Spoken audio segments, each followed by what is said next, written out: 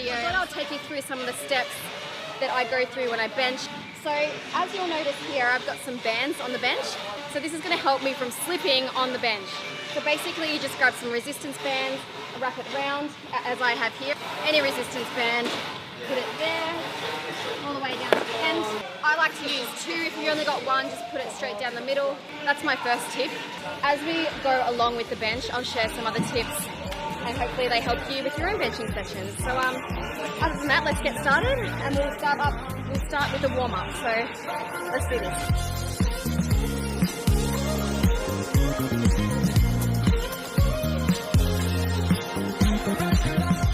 So I've started off with bench.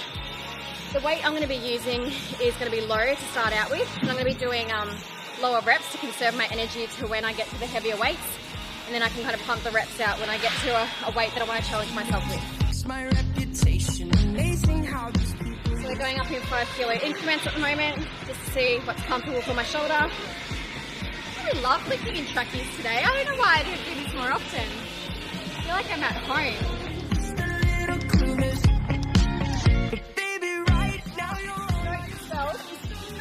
Don't let your nails grow out if you're a female when you bench. See how far mine are out? You get them. Can you see that? That's me digging into myself. When it comes to the setup, what I'm looking to do is to protect my shoulders because out of this movement I want to push as much weight as possible. It's not so much about growing big pecs for me. This is a performance exercise. So when I bench, when I jump on, what I do is to press my shoulders down and retract my scapula. It's going to protect my shoulders and it's going to help me utilize my lats and keep my rear delts on the bench, which is going to help push the weight. So I'm going to show you exactly what I do. So today I'm doing a wide grip. You can do a close grip and do the same thing, but yeah, today is a wide. So I get my positioning and then once I'm there and I've got a good grip of the bar, what I like to do is I like to pinch my shoulders.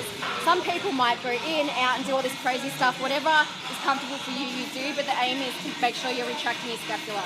So grab the position, make sure I'm nice and tight, bring my legs right back, and then unwrap. So a question that I get asked all the time is, why do I arch my back?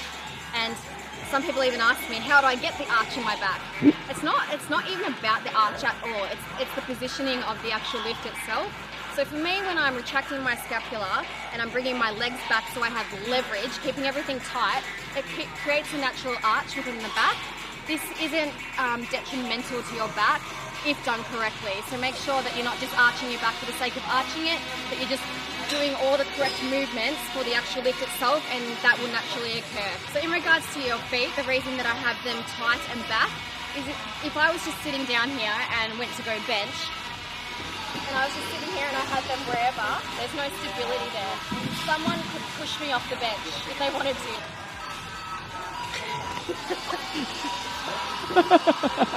That was a very dramatic. So by having my feet right back and squeezing my glutes and everything tight, if someone was to push me, I wouldn't move. So yeah, it's a stability thing. So make sure everything's tight when you bench. He wasn't able to push me off just then. My quads were switched on, my glutes were switched on, and my toes were like digging into the ground. Some people have their foot flat, other people have their toes just planted. Whatever's best for you. No right or wrong, just as long as you're tight on the bench.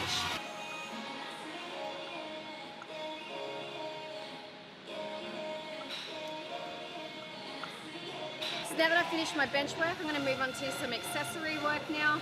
I always do this after my main lift to strengthen, the muscles I'm trying to work or that assist with the movement, and just for bodybuilding purposes, because I want to look a certain way as well. I don't want to just feel strong, I want to be strong. My motto in life. So all of this comes together, and I actually really enjoy the body building type style movements. There's just something about them. I just like the pump.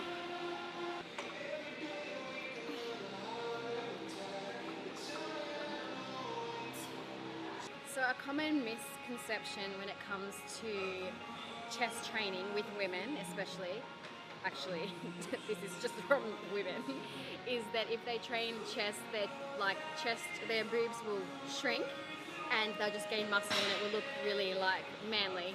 And the thing is, the opposite actually happens when you train chest. So what happens is you build muscle. You don't lose your breast tissue. It will actually make this whole area fuller, and I could almost say larger. This is something that so many women have been scared about for so many years, but I'm here to tell you that it's completely opposite to what you think is going to happen. So I really encourage women to not shy away from training chest. It actually is going to help your overall physique as well as the size of your chest, if that's a concern for you. But yeah, it will not shrink what you already have. It will only make things more fuller and better. I needed money, so I played drums. I made my home on a tour bus. Yeah, I was gone most months. They were busy. This exercise here, I actually had a different attachment on. And as I did the movement, I couldn't actually engage my lats properly, so I just changed to this attachment, tried it again, and I could really engage. So I guess my tip, if you are training and you've got, say you're doing a program and you've got a movement in your program and you can't connect or use muscle-mind connection and really feel the muscle, modify it, you know, change it to something else, whether it's changing the attachment or, you know, where you're sitting or the movement pattern, so you can actually engage, because that's what the name of the game is when you train, is to really make sure that you are feeling the muscle and really stimulating and using it.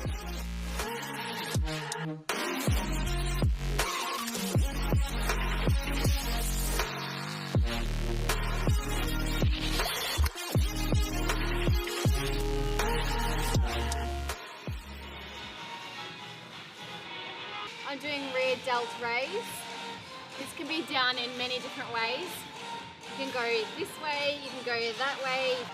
I like to kind of change it up, so I'm using a bench today so I can keep my back nice and flat instead of retracting. This helps me just work on that lateral movement there, so hitting the rear delts.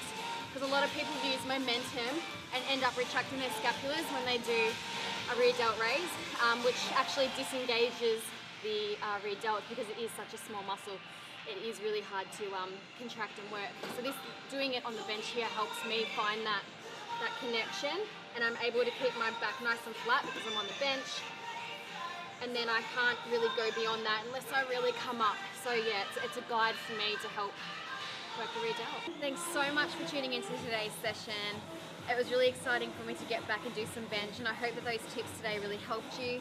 If you like what you saw, please drop a comment. If there is anything, as always, that you haven't seen yet and you want to see, I always make sure I read your comments, so also drop that down in the link in the comments below. Other than that, I hope you've had a great week so far, and I'll catch you guys really soon on the next video.